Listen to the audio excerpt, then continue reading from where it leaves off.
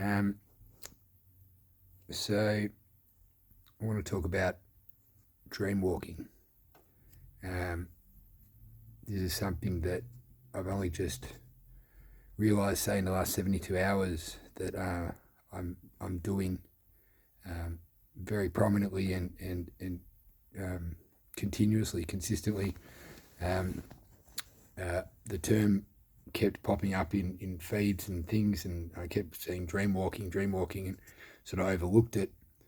Um, but then I realised that with the thinning of the veil, with the fall of the false light matrix, and with the deep state being disabled, um, there is a connection to parallel dimensions, or to higher dimensions, higher existences, higher states of being, um, that we can touch much. Well, let's just say it's closer than it's ever been. And so, even though I've been experiencing supernatural phenomenon, or seeing ghosts, or white boys in the corner of my eyes, or hearing different spirits talking, or seeing odd geometries, odd things in the sky. These are things I've been experiencing for 20 plus years of my life. However, in the last 72 hours, these things have got particular. And since I assume a lot of us are leveling up with the light codes that are coming through from the CME, the ability to dream walk and the responsibility to do what's necessary whilst dream walking is what's come up for me.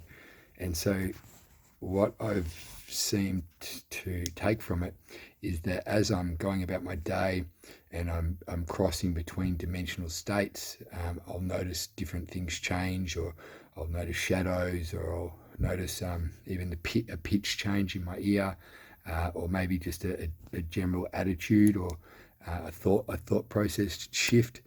And in those moments, if you really take hold of it, you can realize that in that alternate dimension that you're in that now, there's a version of you that has qualities that possibly the current version of you isn't isn't holding, or isn't maintaining. And so when you shift back, it's hard to get the timing right, but when you appear to shift back, if you've taken note and concentrated on your thoughts, and just been real with yourself, on the next shift, or on the next phase, you can bring back these gifts, or bring back these aspects of yourself that are higher and greater. And so the more that you do, the more that you follow such a process and actually sit with things, don't let the emotion, the like energy in motion, throw you out, but rather listen to the thoughts and take note of the triggers that have brought those thoughts about, and then encompass a more loving, more accepting, less demanding, less judgmental way of looking at yourself, or way of